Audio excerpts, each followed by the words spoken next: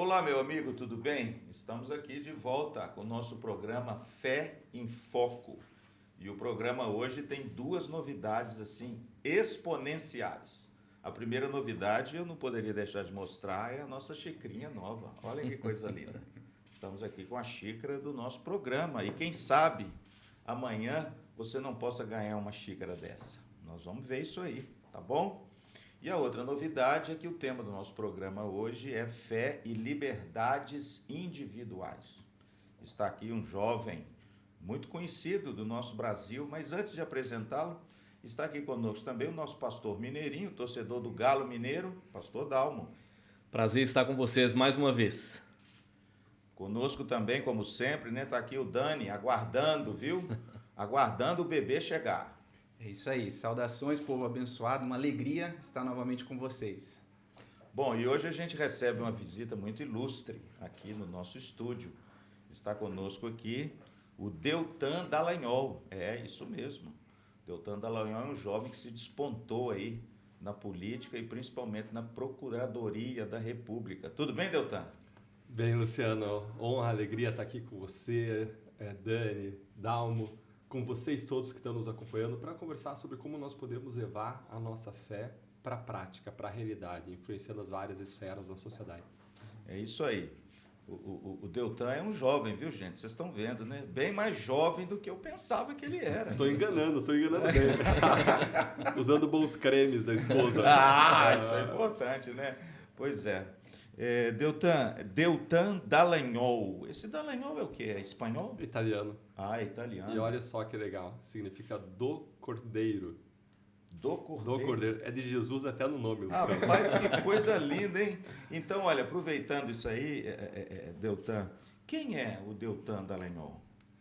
Deltan Dallagnol é um discípulo de Jesus, é um servo, é um marido e pai apaixonado, pai de 3 crianças lindas, e é um servidor público por vocação, que busca, sobre a sua breve passagem sobre a terra, servir e amar com excelência e fazer a diferença na vida das pessoas.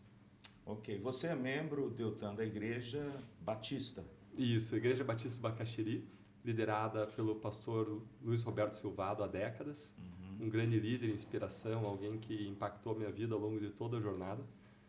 Lá eu servi como líder de célula, como líder de ministério de casais. Lá eu fiz viagens missionárias. Lá eu servi junto à entidade beneficente ligada à igreja, o Lar Batista Esperança.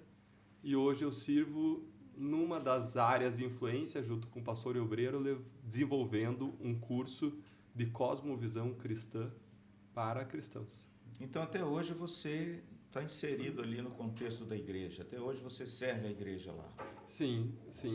Eu acho que vejo sentido no que o Rick Warren fala, que quando ele desmembra o propósito humano sobre a Terra em 5, e um deles ele coloca, né, comunhão com os irmãos. Ele coloca que existem 5 modos de você dar honra e glória a Deus. O primeiro é a adoração, o segundo é imitar Jesus, o terceiro é servir as pessoas, o quarto é viver em comunhão com os irmãos e o quinto é evangelizar. É isso aí. O nosso programa hoje, irmãos, ele trata do tema de liberdade. Liberdade civil ou liberdades de expressão, né, ou liberdades individuais. E a gente sabe que quando a gente fala nessa palavra, né, Deltan, pastor Dalmo, Daniel, de liberdade, a gente não pode divorciá-la de Jesus Cristo, né? Porque foi Jesus, em João capítulo 8, que disse: se o Filho vos libertar, verdadeiramente sereis livres. Então, liberdade, no seu conceito mais último, ele tem a ver com Cristo, ele tem a ver com a obra de Cristo no coração do ser humano. E essa liberdade, certamente, é a liberdade para você e eu não sermos mais escravos do grande inimigo, né, Deltan, do ser humano, que é o pecado. Então, essa liberdade é que Cristo nos concede. Mas agora, Deltan, essa liberdade que Cristo nos concede, como é que ela encontra expressão nesse meio social e político aonde a gente vive? A liberdade preconizada por Cristo é a mesma liberdade que hoje as pessoas buscam ter esse direito? Com certeza não é a mesma liberdade, Luciano. Do que você falou, eu já queria conversar aí com você umas 3 horas já, para começar a conversa. E assim que a gente mudou de assunto, eu falei, queria te falar mais sobre comunidade, porque quando eu olho para a Bíblia, eu vejo várias recomendações de práticas, vários ensinamentos, que depois a ciência vai confirmando ao longo da história. A ciência moderna vai olhando e dizendo, faz sentido isso aqui. E quando a gente fala de comunidade, nós todos somos moldados pela comunidade de fé. Nós somos moldados pelo nosso rebanho. Existem pesquisas que mostram que a gente é influenciado muito pelo nosso líder, a ponto de você ser chamado para ser testemunha em um casamento e debaixo de uma liderança que você nem conhece, acabou de conhecer, você concordar em casar com a pessoa do lado simplesmente pela força do ritual e pela força do líder. A ponto de um outro experimento, pessoas estarem dispostas a dar choques mortais numa pessoa voluntária do experimento, simplesmente porque o líder, um cientista que acabou de conhecer, suposto cientista, né, tudo um cenário programado, né, pessoa inserida, cai de gaiato, vamos dizer, nesse navio, e ela está disposta a dar choques mortais sob a orientação de um líder. Mais ainda, nós somos influenciados por pares a ponto de nós darmos a resposta errada num teste visual claro e simples, simplesmente porque as pessoas ao nosso redor, atores contratados para isso, sem que a pessoa saiba, deram a resposta a todos errada, mas igual. Então, nós somos influenciados pelos pares. Então, a fé cristã, ela não se exerce sozinha por algumas razões. Uma delas é o fato de que você é uma fé relacional tanto no plano vertical com Deus como no horizontal com as pessoas, mas é também uma fé relacional porque você não se engane, se você sair da igreja e for para o mundo, uma hora o mundo entra em você. Uma hora você larga os seus valores e princípios porque Deus nos fez de um modo que a gente é suscetível à pressão do ambiente, especialmente à pressão dos líderes e dos pares, e a gente acaba sendo moldado pelos pares. Então é importante que a gente esteja assim no mundo, defendendo os nossos princípios, valores, sem se contaminar, mas a gente precisa estar com comunidade. Mesmo Daniel lá na Babilônia, ele estava com Sadraque, Mesaque, Abednego, eles tinham uma comunidade, a gente precisa estar em comunidade de fé.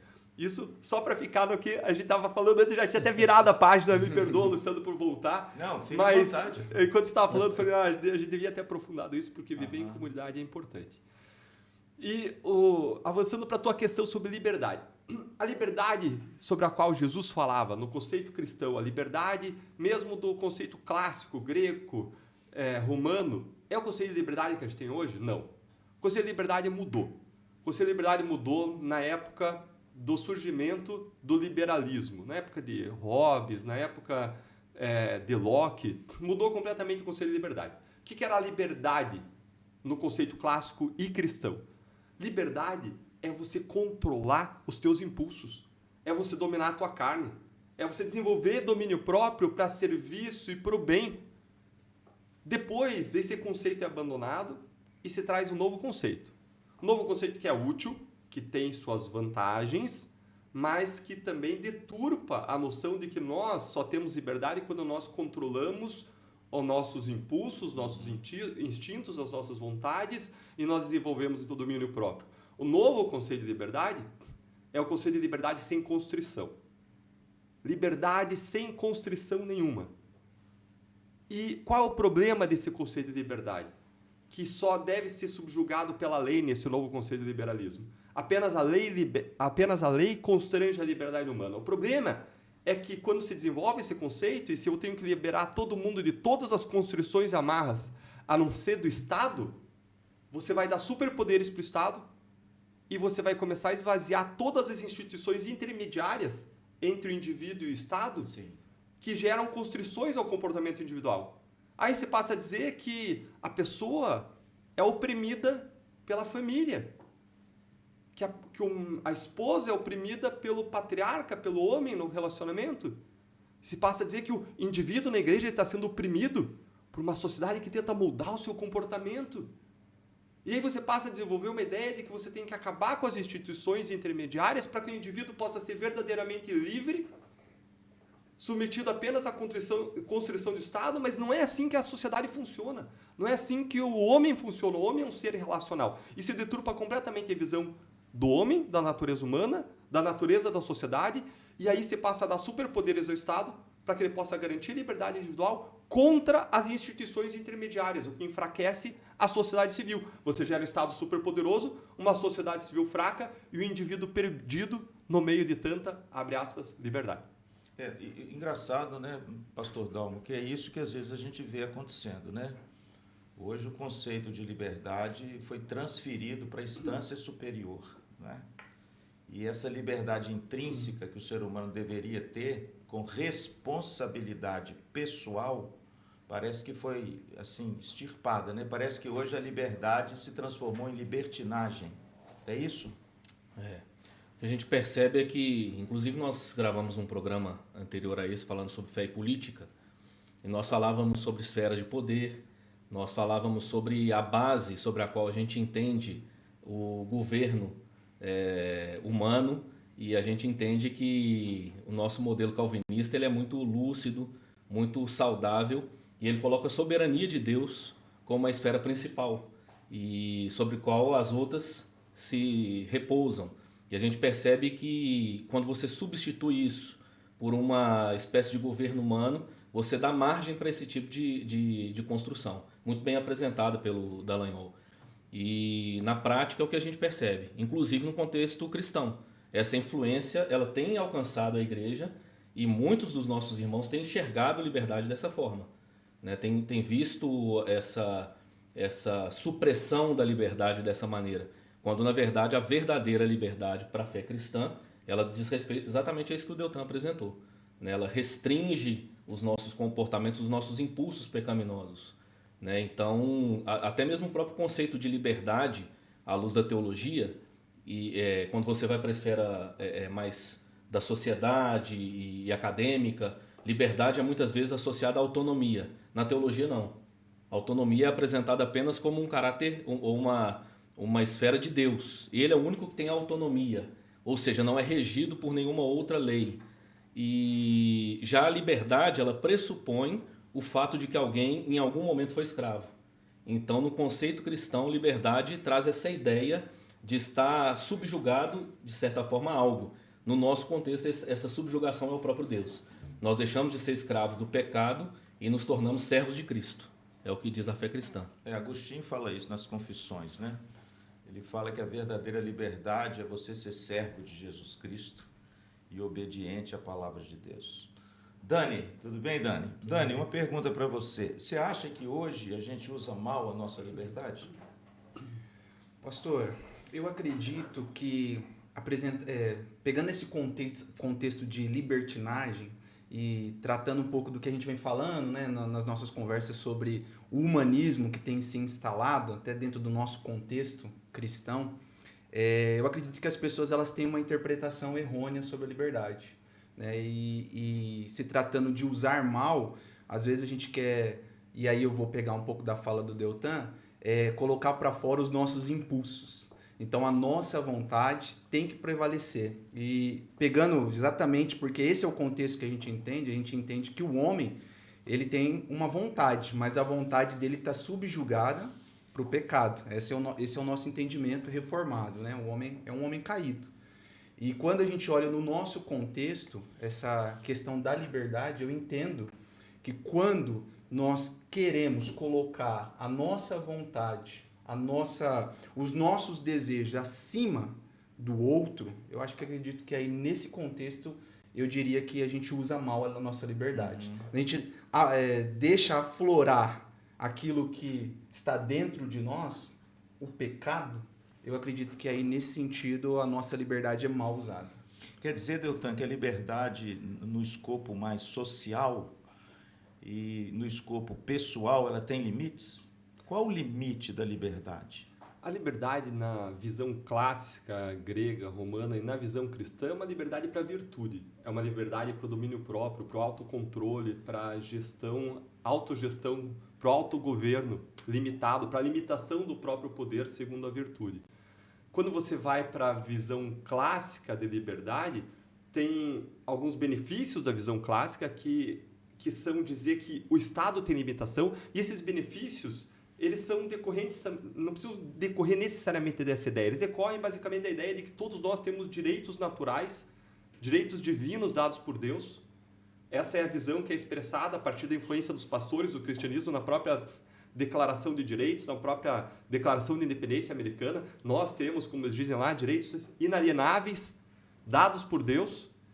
E dentro desses direitos você tem o direito à vida, o direito à liberdade, o direito à liberdade de expressão, a falar, o direito à crença, o direito à fé, os direitos à liberdade religiosa. E é saudável essa visão de limitação do Estado. E o Estado tem que estar limitado. Agora, quando você expande a visão da liberdade para retirar qualquer tipo de construção social, construção da família, construção da igreja, construção das associações, você obtém o efeito contrário do que você queria ter de ter um Estado limitado. Porque o Estado passa a não estar mais limitado segundo um princípio da subsidiariedade, que é a visão católica de limitação do Estado, ou segundo um princípio de soberania das esferas, que diz que cada esfera tem seu próprio princípio que rege e todas estão submetidas a Deus, mas o Estado não pode ficar colocando o seu dedo lá na família para tratar de como você vai criar os filhos, não pode ficar entrando na educação para ferir a liberdade educacional, né? Você limita o Estado, mas o efeito que você tem quando você expande essa esfera de liberdade e diz que a pessoa só tem que ser constrita só pelas regras legais, é que o Estado se torna o superprotetor dessa liberdade contra todas as esferas e acaba entrando em tudo. Sim. Então, a gente tem que ter um cuidado para que essa visão do liberalismo, que veio com o liberalismo, não acabe tendo o efeito exatamente o contrário do que o efeito que a gente busca, que é o efeito de respeito aos direitos individuais e naturais, inalienáveis. A gente tem no cristianismo uma forte visão arraigada de que existem direitos naturais dados por Deus, inalienáveis, que não cabe ao Estado neles interferir, e dessa visão de que o Estado é limitado, ele não pode entrar de modo amplo em todas as esferas da vida humana. Tá, eu torno isso concreto, esse podcast está muito abstrato, alguém pode reclamar. Vamos tornar isso concreto. Olha só, tem um projeto no ano passado de fake news, supostamente para regular redes sociais e regular fake news. E aí tinha uma série de expressões lá naquele projeto que eram preocupantes. E eu levei para a nossa bancada evangélica lá no Congresso Nacional, como deputado federal, eu coloquei, olha, isso aqui tudo preocupa a gente.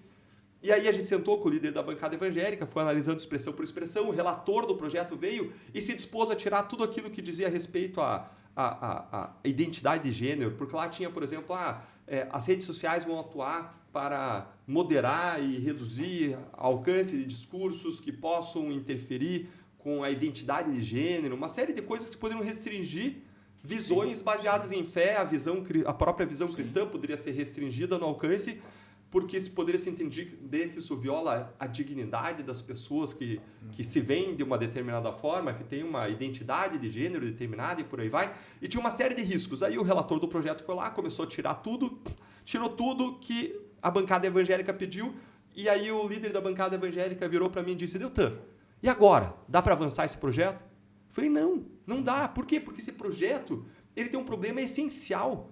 Esse projeto ele fere uma cosmovisão cristã minha de que o Estado ele não pode entrar em todas as esferas da sociedade. O Estado não pode ser um Estado totalitário.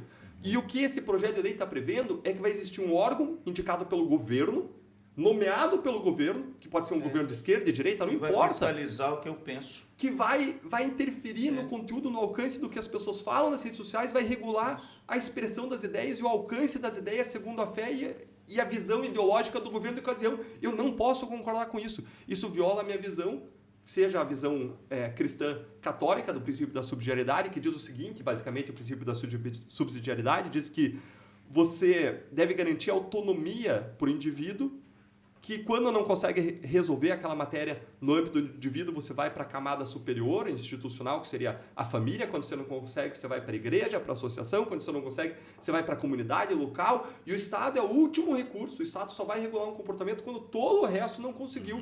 E se o Estado interfere no indivíduo passando por cima de tudo, você está tirando a possibilidade de nós alcançarmos nosso pleno desenvolvimento. É a mesma coisa com o seu filho. Se você ficar fazendo tudo que o seu filho pode fazer, você suprime a possibilidade do seu filho se desenvolver. Se você ficar amarrando o cadarço do seu filho até os 20 anos de idade, meu amigo, você está fazendo alguma coisa errada. Você concorda comigo? A gente não pode ter o Estado amarrando o nosso cadarço. Exato.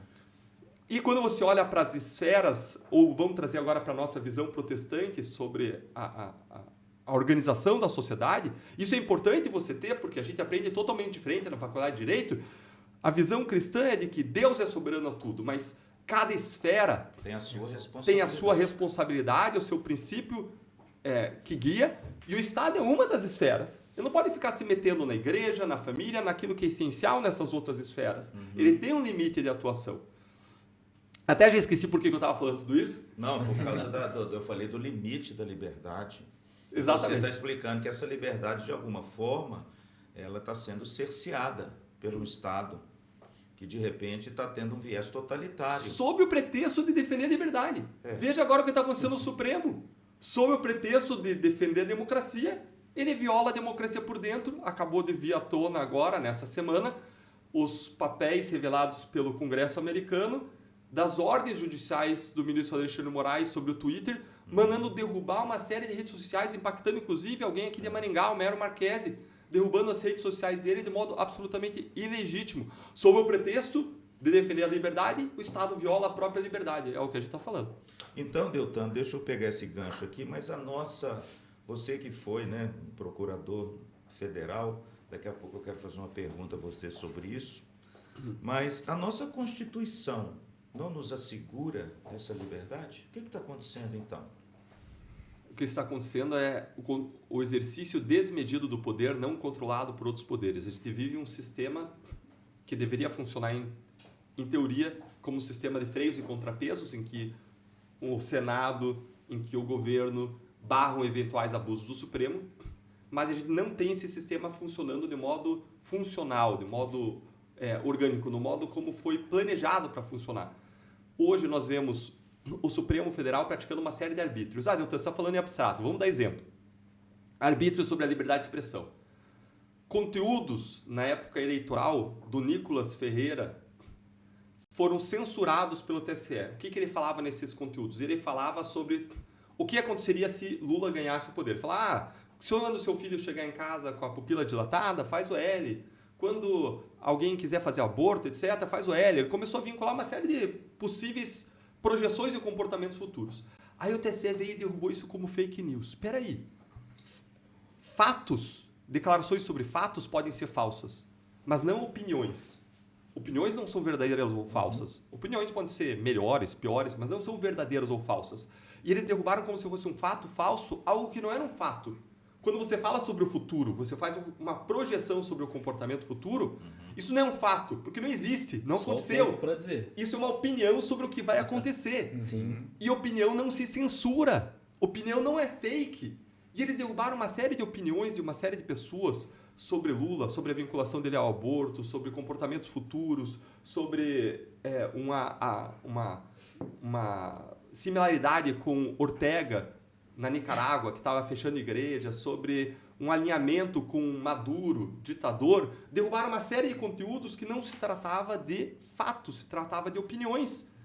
Ou seja, houve uma censura de conteúdo inadmissível. Mais ainda, o TSE pegou um vídeo verdadeiro sobre escândalos da época do governo Lula e derrubou o vídeo inteiro, reconhecendo que os vídeos eram verdadeiros, e disse que quando coloca tudo junto, gera uma desordem informacional. É um conceito que não existe no mundo. E aí o Supremo vai e derruba um conteúdo inteiro. Mais, o Supremo está derrubando as redes sociais inteiras das pessoas. Isso não tem previsão constitucional, isso não tem previsão legal. Essa é uma espécie de censura prévia. Isso é mais ou menos a mesma coisa que você cortar a língua de uma pessoa, só que na versão moderna. Sim. É uma atualização da versão medieval de cortar a língua de alguém. Não pode, não tem previsão constitucional, não tem previsão legal, caracteriza a censura prévia, viola a lei ainda que impede a penhora de meios de produção. Para várias pessoas que foram censuradas, a rede social era um instrumento de trabalho. Você não pode impedir a pessoa de falar uma série de coisas legítimas, lícitas que ela vai falar no futuro, sem você saber nem o que ela vai falar. Se tem algum post errado, você vai lá e derruba o post. É o que diz o Marco Civil da Internet. Violaram, inclusive, o Marco Civil da Internet. E aí o Supremo está praticando essa série de abusos. Eu estou falando só de liberdade de expressão, a gente pode falar de outras liberdades que o Supremo está violando. Escancaradas as violações. Tudo está vindo à tona agora e reforçado por esses documentos do Twitter. E quem deveria barrar isso? O Senado Federal. O Senado Federal é quem faz o contrapeso. Pode barrar por meio de uma CPI, pode barrar por meio de processo de impeachment contra os ministros. E por que o Senado não faz? Porque a gente tem uma disfunção chamada foro privilegiado. Uma coisa que onde existe no mundo existe para 1, 2, 5, 10 autoridades, mas no Brasil atinge 57 mil autoridades. e coloca nas mãos do Supremo punir os senadores, punir os deputados. E eu vivi o Congresso Nacional. Os senadores e deputados têm medo dos ministros do Supremo Tribunal Federal, porque já entenderam que alguns ministros não têm por limite a lei, têm uma atuação desmedida e eles têm medo de retaliação, medo de terem suas carreiras políticas arruinadas, medo de serem caçados se eles não se dobrarem ao sistema, e muitos deles, infelizmente, se dobram ao sistema. Esse é um grande problema que a gente tem. Muita gente fala que vai entrar lá para fazer diferente, entra lá e debaixo das pressões faz igual a todo mundo. Mas assim, pastor Dalmo, a gente sabe que Calvino, viu, Deltan? Nosso querido João Calvino, ele nos deu uma herança muito rica com respeito à democracia, né? Calvino foi um grande mentor também, né, desse sistema representativo, federativo, onde as pessoas elegem os seus representantes. A gente não esperaria, vou fazer essa pergunta para o pastor Dalmo, depois eu queria ver com o Deltan, a gente não esperaria que a democracia nos fornecesse uma liberdade mais consciente, mais consistente? O que errou? O que está acontecendo com a democracia, meu pastor? Eu volto a indicar, né, o outro programa que nós gravamos sobre fé e política também. E uma das coisas que nós tratamos quando falávamos dessas questões das esferas de poder e tudo mais, e que Abraham Kuyper trabalha no livro Calvinismo, e isso está na essência, talvez a essência do problema. Por exemplo, ele diz que a liberdade é uma realidade inata do ser humano.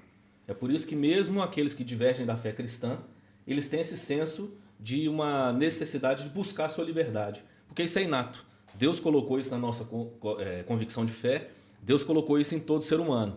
Já a realidade da autoridade, ela é uma realidade mecânica. A autoridade ela se tornou necessária por causa da queda. Então nós entendemos que esse princípio, ele que vai nortear essa construção democrática. Por que nós não abraçamos, por exemplo, o anarquismo? Nós temos muitas pessoas hoje que creem que o ser humano é bom, essencialmente. Se o ser humano é bom, essencialmente, por que necessidade de governo? Nós entendemos que não. A fé cristã diz que o ser humano é mal na sua essência, por causa do pecado. Então há um meio mecânico de regular essas relações. Então, se você não entende a razão pela qual a própria exercício da autoridade existe, na minha opinião, já começa o problema aí. Então, você dá margem para algumas percepções e exercícios da autoridade, como às vezes a gente tem visto até mesmo no nosso contexto, que infelizmente remontam a práticas medievais, onde não havia talvez uma construção tão saudável acerca dessas coisas. Então, na minha opinião, talvez a gente precise de um exercício de voltar à essência dos porquês. Por que nós defendemos a democracia? Por que nós entendemos que esse é o melhor sistema de governo? Onde isso nasce? Quem foi que trouxe isso à tona? Abraham Kuyper vai dizer que os sistemas políticos eles nascem essencialmente no contexto religioso. Ou a própria religião elaborando esses conceitos, ou numa antítese à religião. Alguém dizendo, olha, eu quero propor algo porque a religião pensa dessa forma. E hoje a minha percepção é de que nós abandonamos essa relação. E talvez a grande questão esteja aí, a necessidade de voltar à essência dos porquês nós defendemos tudo isso que nós defendemos. Esse tipo de ação, Deltan, que a gente tem visto por aí, por parte de um dos poderes descaracterizados do nosso país, é típico de países comunistas. Por exemplo, a China, o Irã, a Coreia do Norte, todas elas, a internet, ela é do Estado. Ela não é aberta para todos, sabia? Eles regulam a internet e só colocam na internet aquilo que o Estado ele delimita. Você acha que isso pode acontecer aqui, Deltan? E isso é uma expressão de um Estado democrático de direito, que alguns gostam tanto de usar essa expressão? Só um detalhe, pastor. É a República Democrática da Coreia do Norte. Democrática. O termo sendo cooptado para um outro sistema que não tem nada de democrático. Para vocês terem uma ideia, gente, estou lendo um livro que fala que a China tem a sua própria internet, Deltan. Caramba, hein? Divorciada da rede de internet mundial, só para postar o que o Estado, o que o Partido Comunista Chinês quer para ideologizar a sua população. Será que... Para doutrinar, né? Será que não é isso que esse pessoal aí está querendo aos poucos? Quando você me pergunta isso, eu vou responder com uma recomendação do nosso Senhor Jesus. Vigiem e orem. Vigiem e orem. E a gente precisa ter uma postura, diante dos desafios nacionais, uma postura bíblica, uma postura como a postura de Neemias. Neemias é uma grande inspiração para mim, bíblica, sobre como lidar com os problemas nacionais. Neemias viu uma situação ruim, uma situação em que Jerusalém não tinha mais muros, viu uma situação em que Jerusalém poderia ser invadida a qualquer momento por seus inimigos, para ser saqueada, para se violentarem as pessoas que lá dentro estavam. E a primeira atitude que Neemias teve foi se lamentar. Ele teve um coração de carne. E quando a gente olha a realidade nacional e as dores que a gente vive, a primeira atitude que a gente tem que ter é sofrer junto. A gente não pode ser insensível, a gente tem que ter um coração de carne. A gente não pode se anestesiar diante dessa realidade. A segunda atitude que Neemias teve foi jejuar e orar. Nós precisamos jejuar e orar rotineiramente pelo nosso país. Agora, mais do que isso, além de jejuar e orar, debaixo da direção de Deus, ele agiu. Sim. Ele deu um passo de fé. Ele tomou decisões de risco para servir, para fazer coisas que pareciam impossíveis naquele momento. Parecia impossível você ir reconstruir muros no meio dos seus inimigos. Mas Neemias saiu da sua zona de conforto na função de copeiro do rei, um funcionário público bem colocado, com bom salário. Ele toma uma decisão de risco, ele vai e ele busca liderar, se une ao povo debaixo da direção de Deus para reconstruir muros com uma espada na mão e com os tijolos na outra. Mesmo quando o anúncio era de que os inimigos poderiam atacar a qualquer momento, de todas as direções. Em vários momentos você vê Neemias ao longo desse processo orando, buscando a Deus, e eles seguem firmes, agindo. Nós precisamos, como cristãos na nossa sociedade, nos sensibilizar com os problemas, ter compaixão, ter um coração de carne. O nosso amor não pode esfriar. Sim. Nós precisamos, em segundo lugar, orar e jejuar. Em terceiro lugar, nós precisamos agir, exercer cidadania consciente. Precisamos agir com informação, com sabedoria, mas precisamos nos posicionar. Ser sal e luz. O Francis Schaeffer, no livro Manifesto Cristão, e você estava falando de secularização, né, dessa cultura humanista, ele fala que nos Estados Unidos, e ele escreve em 1980, depois daquele precedente Joe versus Wade sobre o aborto, ele fala: onde estiveram os cristãos ao longo dos últimos 30 anos que não tocaram as trombetas? Com esse esvaziamento da fé do espaço público, com o crescimento da secularização e com o avanço de causas que matam crianças, matam bebês no útero, como aborto, com a doutrinação, uma visão de esquerda com que conflita com a nossa visão, tomando conta. Onde estavam os cristãos, os líderes cristãos que não soaram as trombetas? Nós precisamos soar as trombetas. Quando a gente se opõe, quando eu me oponho à visão de mundo de esquerda, não é um preconceito, é porque existem 3 discordâncias fundamentais cristãs com a visão de esquerda. Primeiro ponto é que a esquerda tem uma visão de Estado totalizante. Sim. É aquela visão de Estado, daquele projeto da censura que entra em tudo, entra no que você fala dentro da tua casa. E cerceia a liberdade. E cerceia a liberdade. E cerceia a liberdade. É uma visão, então, de Estado totalizante. É uma visão de Estado que vai entrar na escola para doutrinar o teu filho. Doutrinar ideologicamente o teu filho. Vai entrar na sua casa para mudar a sua família. Para quebrar a inocência das crianças. Para fazer, desculpa a expressão aqui, dança do bate-cu no Ministério da Saúde, que nem a gente viu, infelizmente, acontecer. Não sei se o pastor acompanhou. Uma dança erótica num evento oficial do Ministério da Saúde. Nós somos contra essa visão de Estado totalizante. O Estado é limitado, seja pelo princípio da subsidiariedade, de vertente católica, seja pela soberania das esferas, mas existe um princípio comum fundamental de que Deus é o soberano e o Estado tem o seu papel, mas é limitado.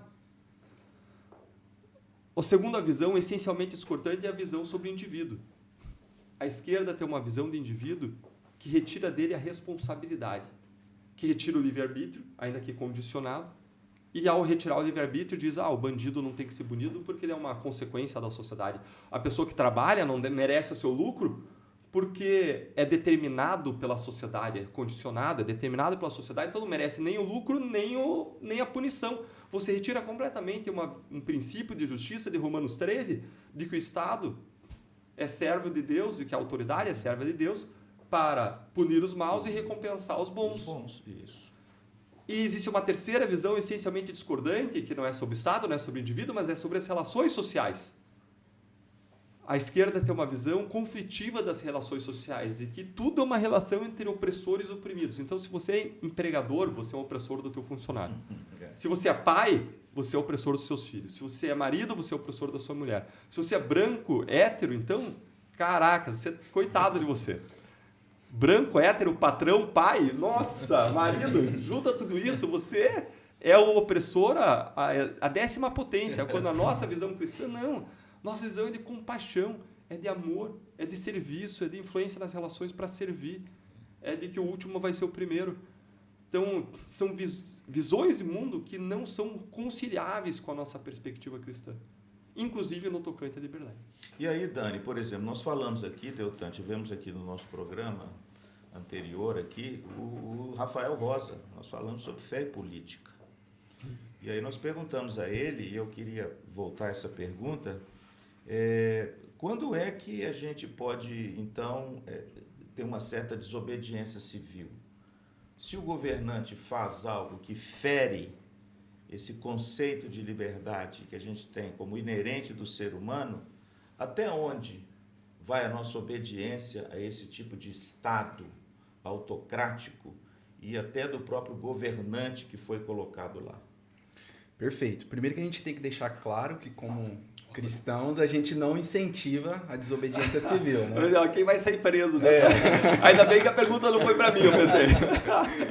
Mas, o que a gente entende? Dentro desse conceito de esferas, e o Deltan citou Romanos 13, a gente entende que o Estado, ele é uma autoridade constituída por Deus. E é importante deixar claro, até conversava com o pastor Dalmo ontem, que a gente não está falando da pessoa que está na função, a gente está falando do cargo, do local, né? Então, o Estado, ele é usado por Deus como autoridade, como diz em Romanos 13, para reprimir o mal, para beneficiar os bons. Então, a gente entende que a desobediência civil, ela é aceitável quando o Estado, ele entra nas questões das leis divinas. Quando o Estado quer intervir naquilo que a gente entende que é uma lei divina. Por exemplo, a gente citou aqui Daniel. Daniel saiu uma lei lá que ele não podia orar. Ele orou. Sim. A gente tem Sadraque, Mesaque e Abdinego também, que saiu a lei que tinha que se curvar diante da estátua. Não se curvaram, foram jogados na fornalha. Um exemplo do Novo Testamento. Saiu lá que Pedro e João não podiam pregar. E aí a resposta clássica deles. Nos importa obedecer a Deus, né? Então, nesse sentido, a gente entende que quando uma esfera ela quer intervir em outra esfera, a gente tem que olhar primeiro a soberania de Deus. E se a lei de Deus está sendo cerceada, está sendo tirada, se está tentando nos parar de falar com aquilo que a gente crê, então, nesse caso, a gente crê que há uma permissão. Sim, há uma pastor. permissão. Só acrescentando também, claro, pastor. nós mencionamos isso aqui já, mas vamos repetir também. Eu citei nesse programa sobre fé e política a questão de Calvino, dele mesmo ter reeditado as Institutas. Calvino, num primeiro momento, ele adota uma postura mais moderada e, à medida que ele amadurece, ele entende que há essa abertura para a desobediência civil exatamente quando uma esfera ela ultrapassa o seu limite. E não só isso, também quando dentro da própria esfera você tem uma figura usurpando aquela autoridade e usando de maneira equivocada aquela autoridade que foi dada à esfera. Então, quando você tem um tirano, o respeito é à instituição e não àquela pessoa. O cristão, então, se submete e trata de maneira respeitosa à instituição de poder, à instituição de autoridade, e não a pessoa que exerce o poder com tirania. E só um detalhe importante. A preocupação dos reformadores não era exclusiva com a questão pública. Ela começou no contexto religioso, exatamente para que as liberdades fossem asseguradas, inclusive no contexto da igreja. Nós entendemos que essa liberdade inata que o ser humano busca, ela também é defendida no contexto da esfera da igreja. Por exemplo, ninguém pode ter sua consciência violada em matéria de fé. Um pastor que viola a consciência das suas ovelhas, ele também é um tirano. Ele também está ultrapassando aquilo que aquela esfera concede a ele de poder e autoridade para exercer. Então, nesse contexto, nós entendemos que o cristão ele não só pode, como ele tem o dever de se posicionar e denunciar a maneira como o poder e a autoridade tem sido usurpada por um indivíduo. Deltan, você logicamente foi muito conhecido, né? Através daquele movimento que teve aqui do Lava Jato. Você foi, né, um procurador federal da República. O procurador, de certa feita, ele não tem esse papel? Qual é o papel de um procurador da República? Não é talvez de fiscalizar esses excessos para, de repente, trazer a coisa dentro de um escopo de uma liberdade mais constitucional? Fala um pouquinho sobre essa sua vocação tão bonita. Legal. A razão pela qual eu decidi estudar para concurso e buscar uma posição pública foi quando eu abri a lei do Ministério Público e, lendo a lei do Ministério Público, eu vi que o Ministério Público cuidava das crianças, dos adolescentes, dos idosos, do respeito aos seus direitos, cuidava do respeito ao meio ambiente, cuidava na área criminal para punir os criminosos, a fim de proteger as vítimas, proteger a sociedade. Ou seja, basicamente era uma atividade de amor ao próximo. Eu olhei aquilo e falei, gente, isso aqui é a minha missão de vida, dada por Deus. Jesus disse, né? O mandamento central, ama Deus de todo o teu coração, toda a tua alma, todo o entendimento, todas as suas forças, ama o próximo como a si mesmo. Eu vou estar fazendo amor ao próximo aqui, e eu faria isso até de graça. Uhum. E vou até ganhar por isso, só não posso deixar o meu chefe saber que eu faria até de graça. E a partir dali eu passo a estudar para concurso e ao longo do meu estudo, o meu foco não era passar na prova e conseguir um cargo. Ao longo do meu estudo, o meu foco era obter os melhores instrumentos jurídicos possíveis, aprender para melhor servir uma vez estando num cargo público. Uhum. Eu estudava à noite, eu parava tudo quando eu estava cansado à noite e cantava uma música da banda Filhos do Homem. Vocês devem ter ouvido falar porque é uma banda de uma grande cidade, uma metrópole, chamada de Pato Branco, conhecida internacionalmente como White Duck City, e que tem na sua área de influência várias cidades, entre elas Maringá, na área de influência da Grande Pato Branco, região metropolitana da Grande Pato Branco. E lá em Pato Branco, essa banda Filhos do Homem cantava uma música que dizia faço o melhor, oh, faço o melhor para Deus, aí cante, pule, dance. Tem no YouTube aí, pessoal, fácil vocês acharem. E fazia isso e voltava a estudar de madrugada porque o meu foco era fazer o meu melhor para o meu Deus. E até tem gente que às vezes fala assim, fé não pode entrar na política, não se mistura. Uhum. Gente, não tem como você não levar os compromissos últimos da tua alma para qualquer coisa que você vai fazer, para qualquer esfera de influência. E se você é cristão e não faz isso, meu amigo, você é sal sem sabor, você não é luz. Não tem como você não levar os compromissos últimos da sua alma. Nós, cristãos, somos os primeiros a defender o Estado laico, agora dentro de uma laicidade, como a Constituição defende, colaborativa, em que a igreja colabora com o Estado, e o Estado, reconhecendo o papel da igreja que contribui para a sociedade, reconhece o espaço de atuação da igreja e incentiva. Nós defendemos porque nós entendemos, olhando para a experiência histórica, que é a melhor forma do Estado e a igreja se relacionarem. Mas o indivíduo não tem como ele não carregar consigo os compromissos últimos da sua alma para onde ele for. Então, a razão pela qual, ao longo da Lava Jato, em todas as chuvas de canivete que a gente viveu, de eu não ter abandonado, é por eu ter a visão de que, na minha passagem humana sobre a Terra, eu devo estar disposto a fazer sacrifícios para fazer o bem, para amar. Eu devo perseverar, eu devo lutar. Eu sou inspirado por pessoas, na última fala sua, Luciano, eu lembrei do John Bunyan, que escreveu O Peregrino e que foi levado à prisão por desobedecer. Eu estava ouvindo o Dani você falar e estava lembrando, o John Bunyan foi uma das pessoas que desobedeceu a lei que tinha estabelecido o anglicanismo como a religião oficial da Inglaterra, um pastor puritano, anglicano não poderia fazer pregações em público, e o John Bunyan desobedecia e foi para a cadeia e ficou preso cerca de 12 anos porque ele dizia, se me soltar eu vou pregar de novo. Se ele concordasse em parar de pregar, ele era solto. Não foi, ficou lá. Saiu da cadeia depois de uns 10, 12 anos, ficou um pouco solto, voltou à repressão contra religiões não anglicanas, contra exercício da fé não anglicana na Inglaterra, e ele voltou para a cadeia. E aí, olhem como Deus tira a bênção mesmo do mal, mesmo das circunstâncias ruins.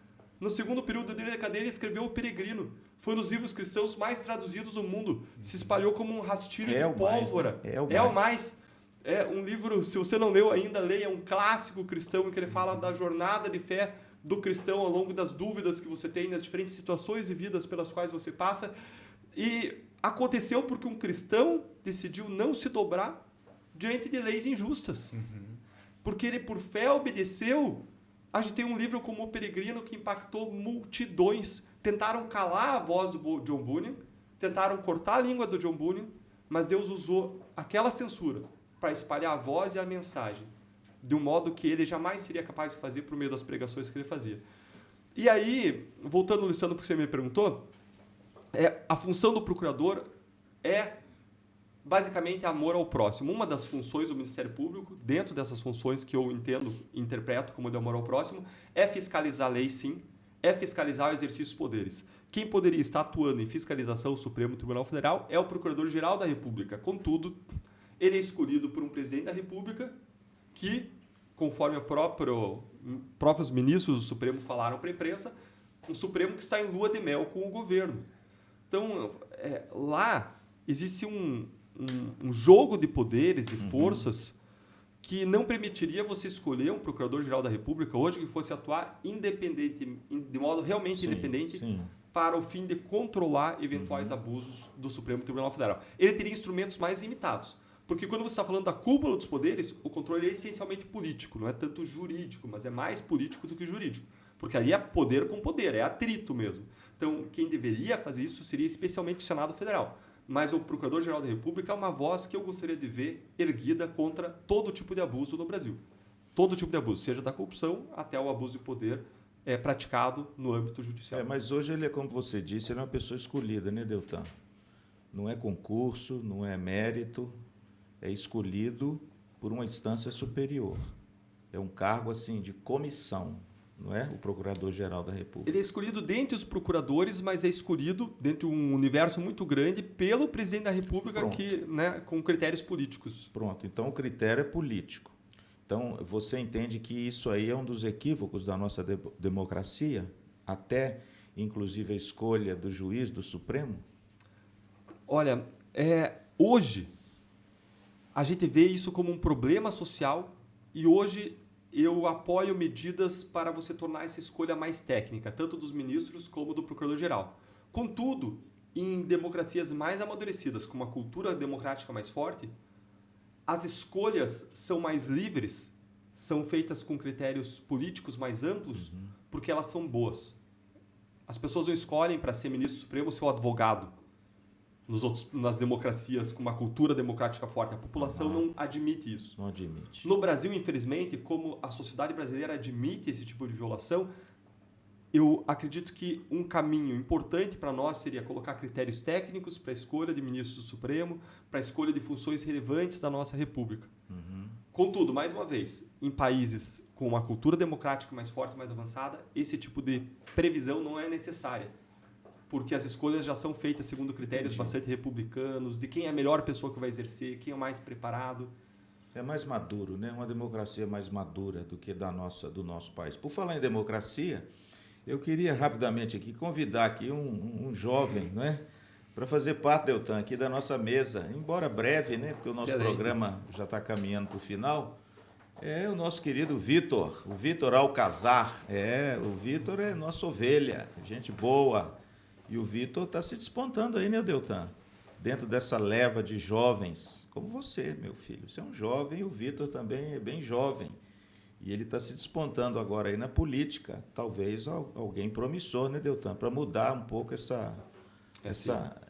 viés nosso aqui na cidade de Maringá, né? Vitinho, seja bem-vindo. Muito obrigado, para mim é uma honra estar nessa mesa de pessoas tão qualificadas aqui, né? Nosso convidado especial é o Deltan, uma inspiração para mim e para milhões de pessoas aí. E como eu disse agora há pouco, os curitibanos trouxeram um pouquinho do frio pra gente, né? Ô, maravilha. Mas Tem que é um chamar o prazer Deltan estar aqui para com vir mais aqui, gente. Vai fazer o frio. Prazer imenso. Dizem que o verão é tão bom em Curitiba que até o inverno vai visitar. É verdade.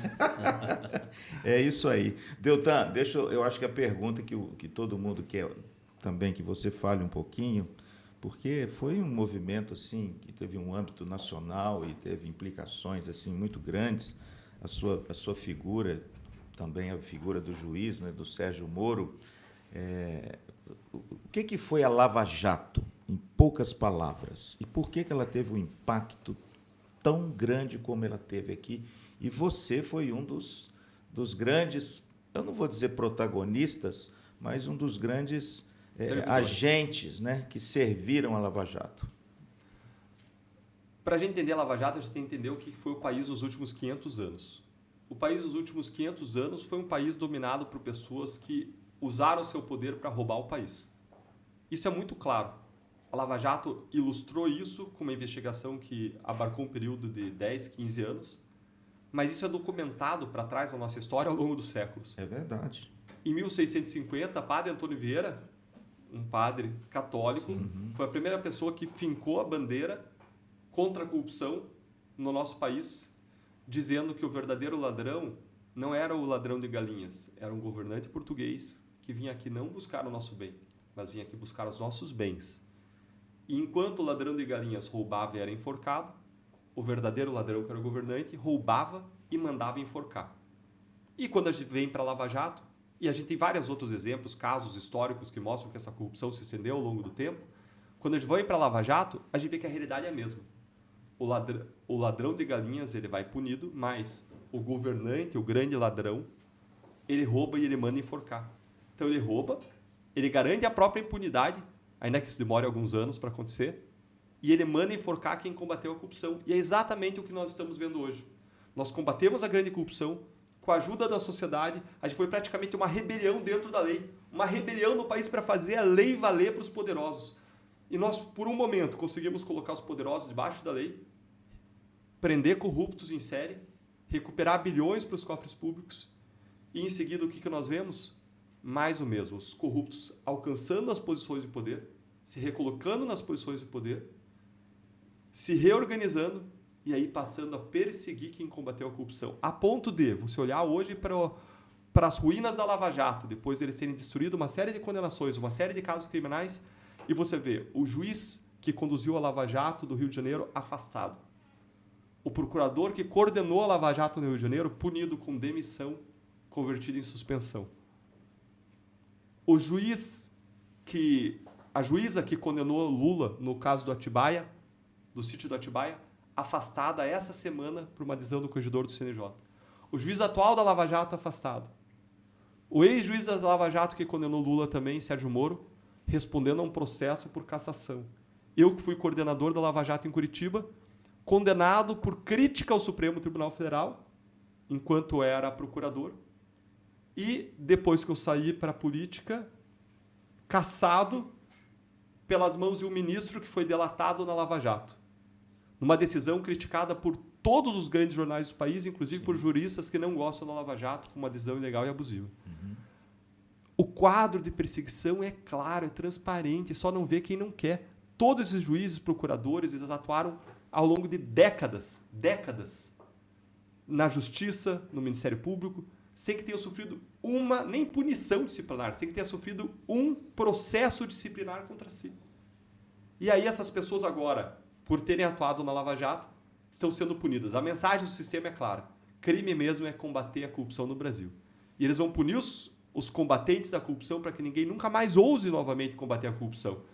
E quando foram afastados agora os embargadores e juízes da Lava Jato, nessa semana, o presidente do tribunal declarou que ele não estava conseguindo preencher os lugares, porque ninguém queria assumir as funções, porque sabia que seria o próximo a ser punido, se decidisse fazer o seu dever e enfrentar os interesses dos poderosos que roubam o nosso país.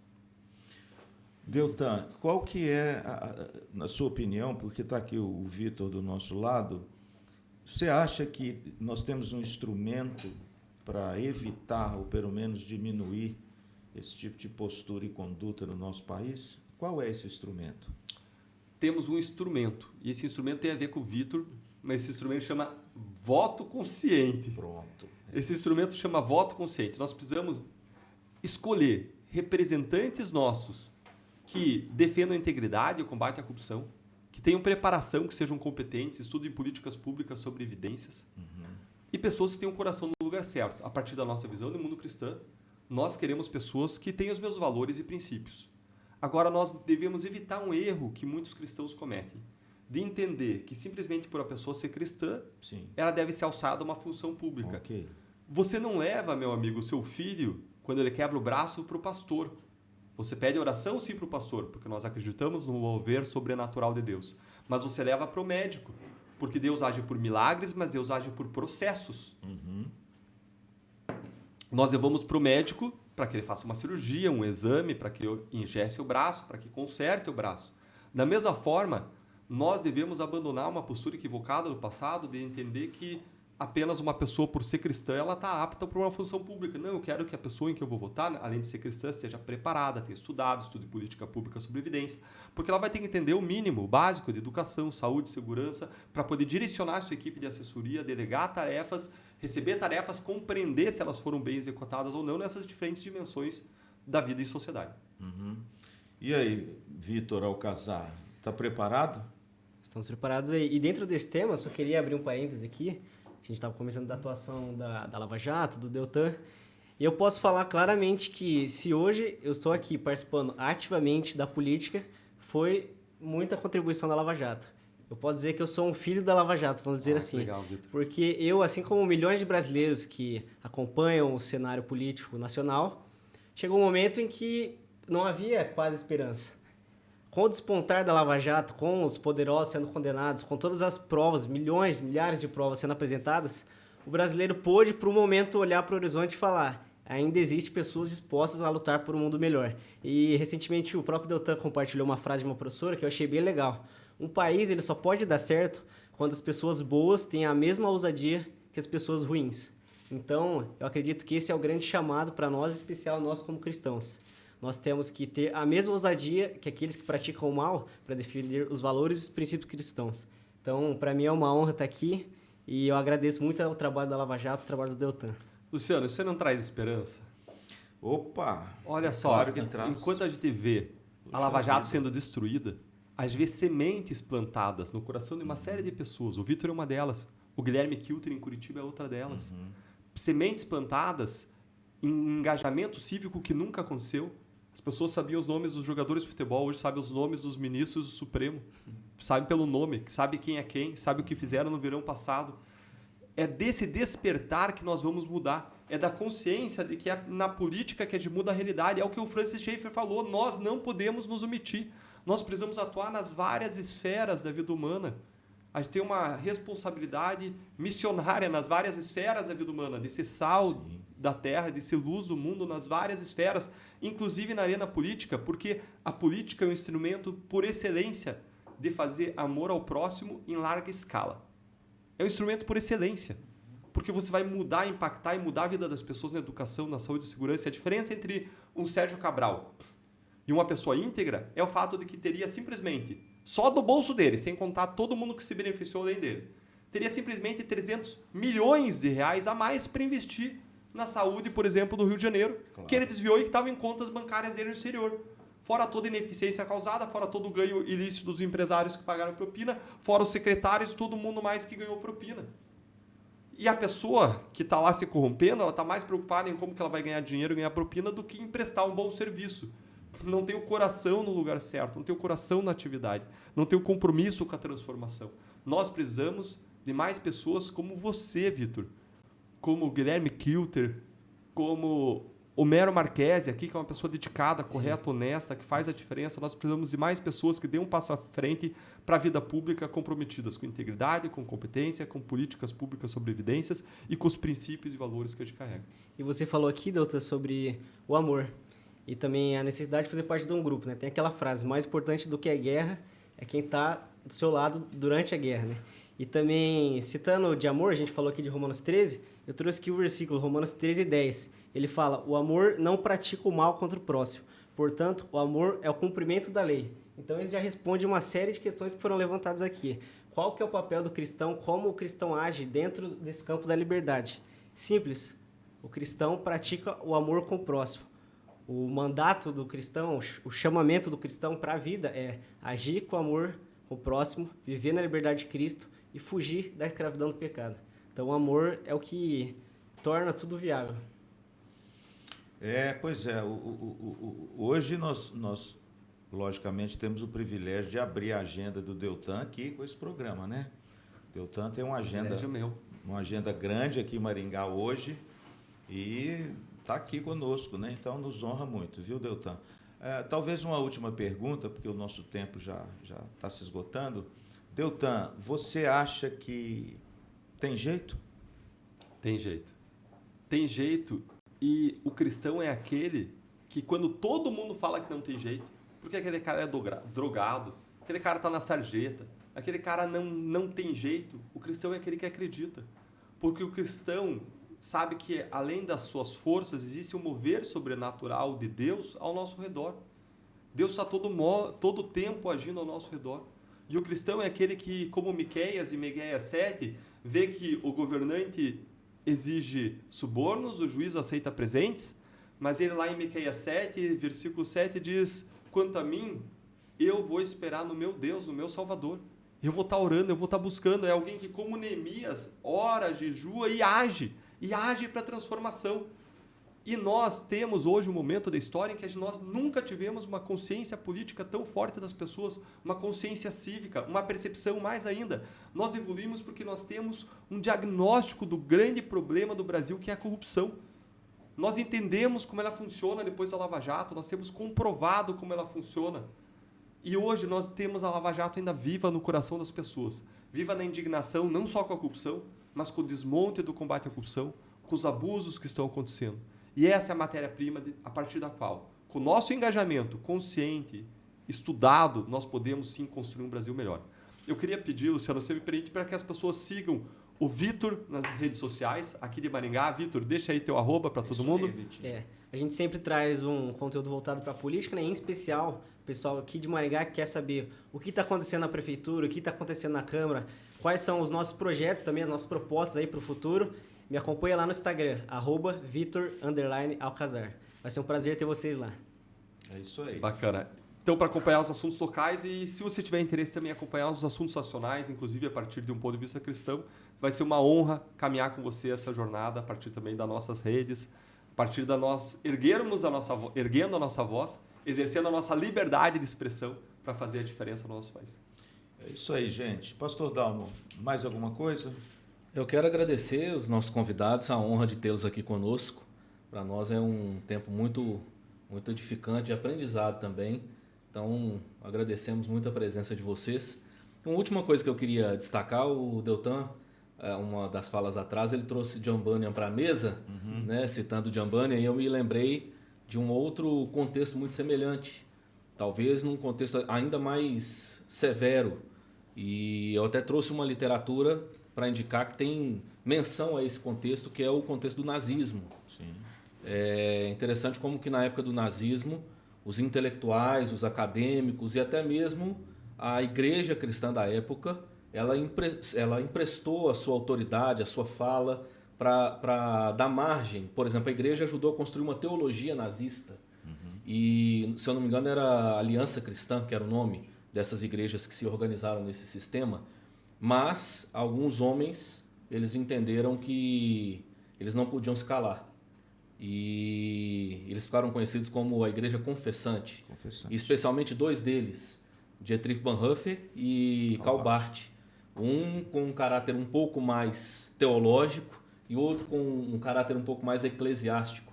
E nesse livro ele menciona como que essa foi a única voz, praticamente, que persistiu denunciando o nazismo. E como essa atitude deles foi fundamental para que o nazismo fosse vencido, desconstruído, não só na Alemanha, mas na Europa e no mundo todo, né? Nas suas influências no mundo todo. Então o livro que eu quero indicar é esse aqui, O Fascismo Moderno. O autor é um luterano, ele chama Gene Edward Veith Jr. É um luterano E a editora é a editora Cultura Cristã, a editora da Igreja Presbiteriana do Brasil. Esse outro eu acho que não, né, pastor? Não, esse outro, se alguém quiser conhecer um pouco mais dessa questão das esferas de poder que nós mencionamos, é o livro Calvinismo, do Abraham Kuyper, também da editora Cultura Cristã. Ok, eu queria deixar também aqui, o pastor Dalmo está falando desse personagem, Deltan deve conhecer bem. Esse livro é um livro precioso, Ética, de Dietrich Bonhoeffer. Ele escreveu esse livro exatamente para tratar dessas questões éticas e ele fala muito sobre essa questão da liberdade aqui nesse livro. Ele é editora sinodal e é uma preciosidade se você quiser, né, meandrar por esses caminhos da ética e os caminhos da liberdade. Ok? Bom, Vitinho, obrigado por fazer parte. Posso fazer aí. uma indicação aqui também, pastor? Ah, você trouxe aí? Opa, então eu que vamos lá. acompanho aqui o podcast da EPVO, vejo que tem o costume de indicar, eu também Tá vendo? trouxe umas indicações. Tá vendo? Aqui, A ó. coisa bonita aí, Ó, mano. o primeiro livro que eu indico pro pessoal aqui, ó, quem quiser aprender mais sobre economia e política, nesse tema que a gente adentrou aqui da liberdade, esse livro também fala bastante sobre a liberdade sob a ótica cristã. Então é Economia e Política na Cosmovisão Cristã, do Wayne Grudem. E o segundo, já seria um livro não especificamente cristão, mas também fala bastante do tema liberdade, é o livro do economista austríaco bem famoso, Mises, eu gosto bastante dele, que é o Livre Mercado e Seus Inimigos. Então, deixo essas duas recomendações para o pessoal e agradeço a participação aqui. É isso aí, gente. Bom, então a gente está chegando ao fim. O Deltan está vasculhando ali alguma coisa. Vai tirar um livro daí, Deltan? Não, tá todo Ó. mundo indicando o livro, né? Eu também Pronto, tá vendo? passar vergonha. É isso aí, bicho. E olha só a coincidência. Você trazer esse livro sobre o Dietrich Bonhoeffer. O pastor Luciano trazer também exatamente o do próprio Dietrich Bonhoeffer. E hoje, eu comecei a ler um livro hoje, nessa data, que é A Igreja Apoiou Hitler. Um livro aqui do Vilibaldo Neto aqui. Ele me deu de presente por meio do Guilherme Kilter, que é a versão curitibana do Vitor, que por sua vez é a versão maringaense do Nicolas Ferreira. Opa! Que honra. Tomara que ele tenha tanto seguidor que o Nicolas tem. Né? Se 10% do seguidor deles Tá me bom, né, seguir, já Vitinho? tá Tá ótimo. resolvido. Essa vai ser o slogan do Vitor. É o Nicolas Eu quero Ferreira de Maringá. 10% do... Ai. E comecei a ler justamente hoje sobre esse livro, sobre esse personagem histórico, né? Já tinha um contato já. E queria agradecer demais, Luciano, por esse nosso tempo, por essa nossa conversa. Eu comecei a ler hoje, só que eu leio 10 minutos por dia um livro cristão. Eu acabo demorando para ler, porque eu leio esses 10 minutos e eu leio 1 hora um livro, que pode ser cristão ou não. Sim. Então eu tenho uma divisão de tempo na minha atividade devocional de manhã. Eu invisto um mínimo de 5 minutos de exame de consciência, um mínimo de 5 minutos de leitura bíblica, um mínimo de 5 minutos de oração, um mínimo de 10 minutos de leitura de um livro cristão e um mínimo de 1 hora de uma leitura de um livro normal. Todo dia de manhã eu faço isso. E esse aqui foi o livro que, coincidentemente, eu comecei a ler agora, queria compartilhar com vocês. Obrigado demais, privilégio enorme estar aqui com vocês, que a gente possa seguir servindo juntos o Brasil. Eu e o Vitor, hoje, nós estamos servindo dentro do mesmo time, porque a gente entendeu que dentro do sistema brasileiro, pastor, é um sistema proporcional. Você vota em uma pessoa e você acaba elegendo outra. Se aquela primeira pessoa não conseguiu votos suficientes, o teu voto migra. Então a gente entendeu que a gente precisa formar um time de pessoas. Time bom. Que tenham uma mesma visão. Isso. E esse é o time do Novo, é um time de pessoas que têm coragem de enfrentar os abusos dos donos do poder, entendido os donos do poder como as pessoas que usam os seus cargos para se servir deles em vez de servir a sociedade, que luta por honestidade e competência, que luta contra os abusos do Supremo, do governo Lula. É um time que defende vida, família, liberdade individual. É o único time que entrou contra a descriminalização do aborto no STF, o único partido que fez isso. Defende ainda princípios de liberdade econômica, como o Vitor bem colocou aqui.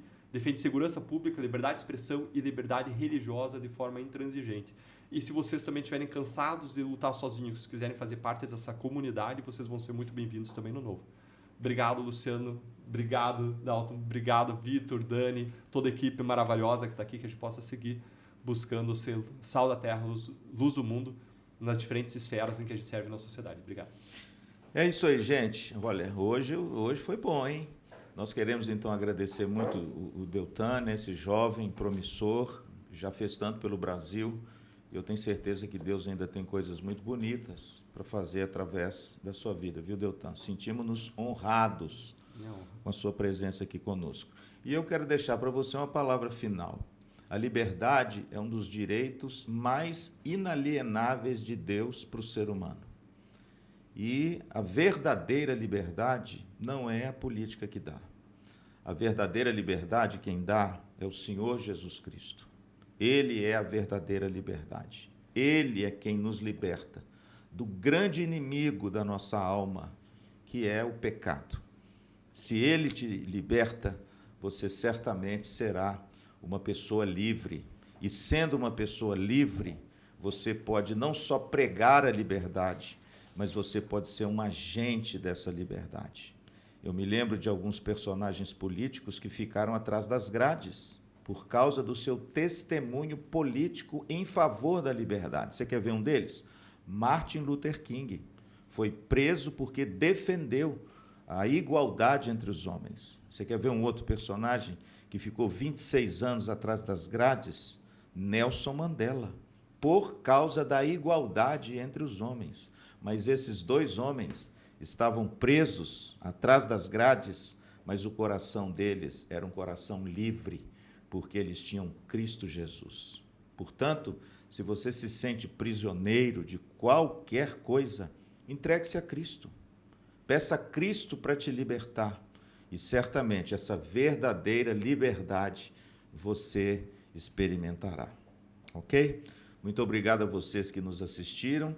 E que Deus abençoe muito. E mais uma vez, querido Deltan, um prazer te conhecer. Que Deus te abençoe rica e abundantemente.